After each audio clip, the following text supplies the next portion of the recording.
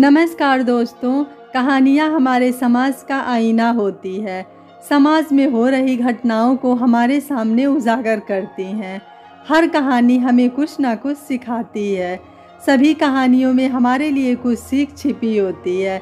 तो चलिए आज की कहानी शुरू करते हैं और इस कहानी से भी कुछ सीख लेते हैं। आज की कहानी है बुढ़िया घर हमारे नाम नहीं करेगी तो अन्न का एक दाना भी नसीब नहीं होगा। सुबह का समय है। बूढ़ी सरोज गंगा के तट पर बैठी बैठी लोगों के आने जाने की आहट सुन रही थी, क्योंकि आंखों ने साथ देना कब का छोड़ दिया है।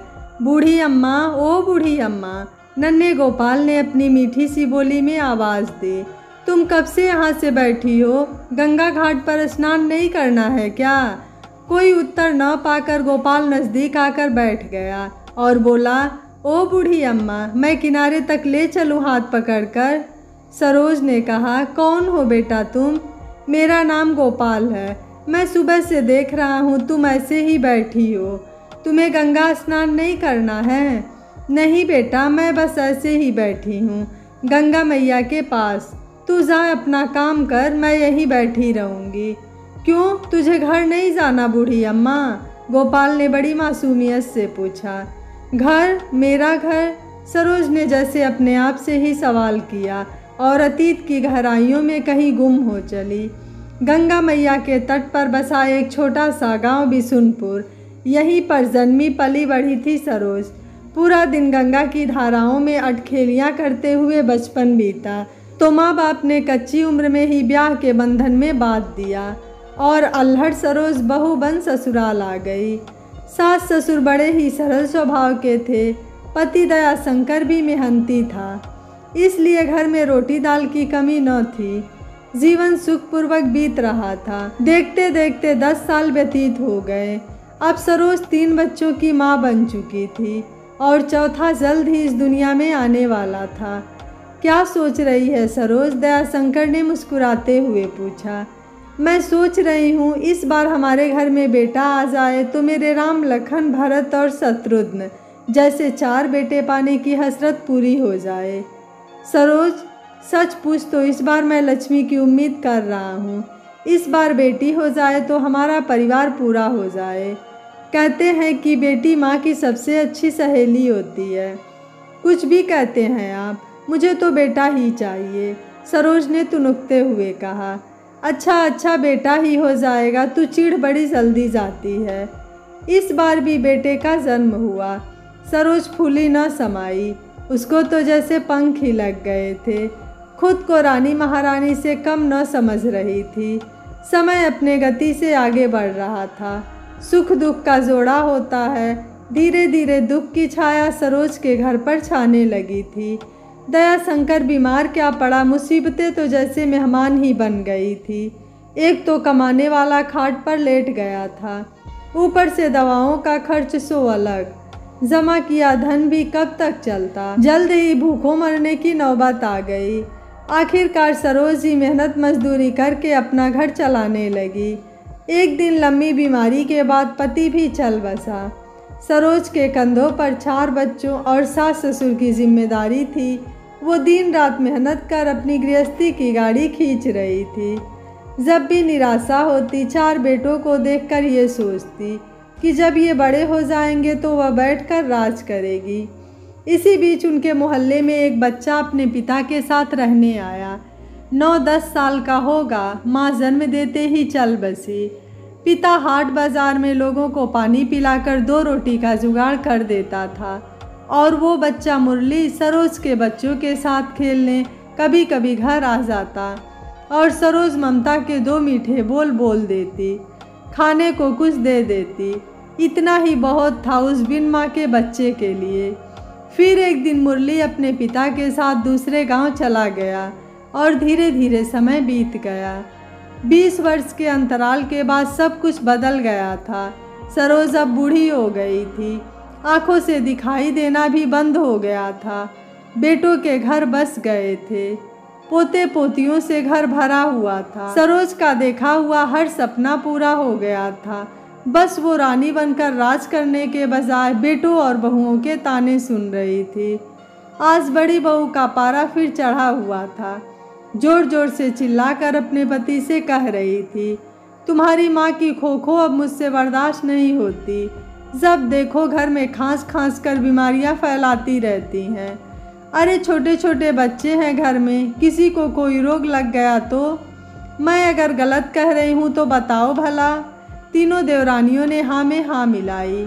वैसे भी कौन सा इन्हें कुछ दिखाई पड़ता है, फिर क्या फ़र्क पड़ता है घर के अंदर रहें या बाहर। सब ने फैसला करके सरोज की चारपाई बाहर चबूतरे पर लगवा दी। बेचारी नेत्रहीन बूढ़ी कर भी क्या सकती थी। अब तो बहुएं छुट्टी पा गई थी। पूरा दिन खाने के इंतज़ार में निकल जाता। पेट दबाए बैठी रहती। कहे तो किससे, बेटे तो और भी पराये हो गए थे। जैसे तैसे समय काट रही थी। बेटा, ओ भैया सुन तो ज़रा, सरोज ने बाहर से आवाज़ लगाई। बेटा रामू, मेरा कंबल फट गया है, बाहर खुले में लेटती हूँ तो ठंड लगती है। हाँ तो क्या करें, कौन से खजाने दबा रखे हैं तूने जो खोद के कंबल ला दूँ? बड़े बेटे ने तमक कर जवाब दिया। अजी इनका तो रोज़ नया फरमान आता है। बहू ने भी 4 बात सुनाई। आज सुबह से ही घर में कलह मची थी। चारों बहुएं घर के बंटवारे को लेकर झगड़ा कर रही थी। सरोज अपना मन कठोर किए चुपचाप सब सुन रही थी। सब घर बेचकर अपना अपना हिस्सा चाहते थे। अरे अम्मा, अपने जीते ज़िंदगी में इस घर का वारा न्यारा कर दे, काहे सिर फुटबॉल करवाती है, छोटे बेटे ने जोर से कहा। अब सरोज का सब्र जवाब दे गया। उसने अपना डंडा उठाया और खट खट करती हुई आंगन में आई। ये घर मेरे पति ने अपने खून पसीने की कमाई से बनवाया था। जब तक मैं जिंदा हूँ ये हरगिज़ नहीं बिकने दूंगी। सब एक साथ ही सरोज से बहस करने लगे, लेकिन उसने भी ठान लिया था कि वो किसी की एक नहीं सुनेगी। सरोज ने घर बेचने से मना करके बहुओं से बैर मोल ले लिया था। सुबह से शाम हो गई, किसी ने खाना तो दूर 2 बूंद पानी भी नहीं दिया। कई बार आवाज़ देने के बाद भी जब किसी ने न सुना तो वह लाठी के सहारे घर के अंदर पानी लेने आई। तभी ठोकर खाकर गिर गई और पानी का मटका भी गिरकर टूट गया। बस अब तो घर में भूकंप आ गया। बहुएं दौड़ कर आईं। अरे पानी का मटका ही तोड़ दिया, तुम हमें चैन से जीने क्यों नहीं देती? हर समय नुकसान ही करती रहती हो। सब शिकायत कर रहे थे। किसी ने सरोज को उठाकर देखने की कोशिश भी नहीं की कि उसे चोट तो नहीं लगी। सब मटके की चिंता में थे। उसने अपने आंसू पोंछे और धीरे से उठकर बाहर चारपाई पर जा बैठी। ये बुढ़िया मरती भी नहीं, जाने कितनी सख्त जान है, जो आधे पेट खाकर भी जिंदा है। आंगन से आ रही आवाज़ें सरोज का सीना चीर रही थीं। मन ही मन सोचने लगी कि कैसे उसने बेटों के सहारे सुखी जीवन की कल्पना की थी, जो कोरी कल्पना ही रह गई। पहले बच्चों के लिए भूखी सो जाती थी, अब बच्चों की वजह से भूखी प्यासी है। एक अकेली माँ 4 बच्चों को खिला पिला सकती है, पर 4 बेटे मिलकर एक अंधी लाचार माँ का पेट नहीं भर पा रहे थे। एक माँ भूखी भी रह लेती है, लेकिन तानों की मार तो असहनीय थी। उसने तो कभी भी अपने सास ससुर के साथ ऐसा व्यवहार नहीं किया था जैसी उसके बहुएं उसके साथ कर रही थीं। आधी रात का समय है।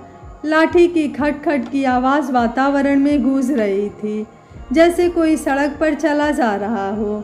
सरोज आज अपना घर छोड़कर रात के अंधेरे में लाठी लेकर लड़खड़ाते हुए मंजिल की ओर चल निकली और सुबह सुबह पहुंच गई गंगा मैया के तट पर। ये सब सोचते सोचते दोपहर हो गई। अब गंगा घाट पर थोड़ा सन्नाटा हो गया था। सरोज को सही मौका मिला और उसने गंगा में छलांग लगा दी। अरे बूढ़ी अम्मा गंगा में कूद गई। गोपाल जोर जोर से शोर मचाने लगा। शोर से बहुत लोग आ गए और उसे डूबने से बचा लिया। पास के थाने में खबर दी गई। दरोगा जी पहुंच गए। अम्मा तुम कौन हो, कहाँ से आई हो, घर में कौन कौन है, आत्महत्या की कोशिश क्यों की? दरोगा ने एक ही सांस में सारे सवाल पूछ डाले, पर सरोज ने कोई जवाब नहीं दिया। तभी भीड़ से निकलकर किसी ने कहा, साहब मैं जानता हूँ इन्हें, ये मेरी अम्मा है।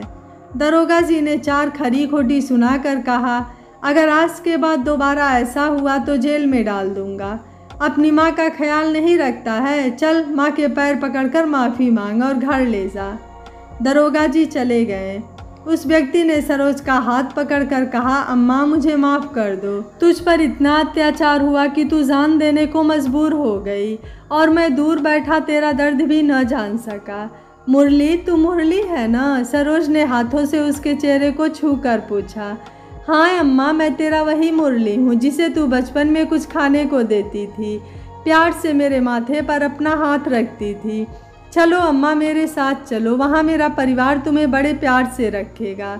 सरोज मुरली के घर आ गई। सबने खुशी खुशी उसका स्वागत किया और पूरे मान सम्मान से उसे घर में जगह दी। मुरली की पत्नी और 2 बच्चे दिन भर अम्मा अम्मा करते न थकते। मुरली भी काम से फुर्सत पाकर उसके पैर ज़रूर दबाता।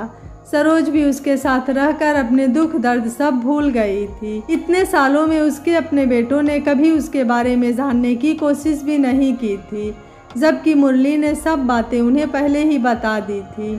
आज यहाँ सबके साथ रहते हुए 6 साल बीत गए। अब उसकी तबीयत ज़्यादा खराब रहने लगी। बेटा, आज मैं तुझसे कुछ कहना चाहती हूँ। हाँ अम्मा बोलो, क्या कहना चाहती हो? अपने परिवार से मिलना चाहती हो? खबर भेज दूँगा। नहीं मुरली, मैं किसी से नहीं मिलना चाहती बेटा। मेरी इच्छा है कि मेरी चिता को अग्नि तू ही देना और किसी को मेरे मृत शरीर को हाथ मत लगाने देना।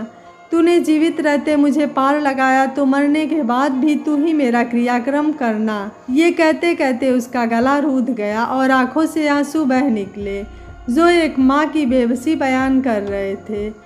लगभग महीने भर की बीमारी के बाद आज सरोज ने इस दुनिया को अलविदा कह दिया। अब मुरली को अपना आखिरी फर्ज निभाना था। उसने अम्मा के परिवार को उनके देहांत की खबर भिजवा दी।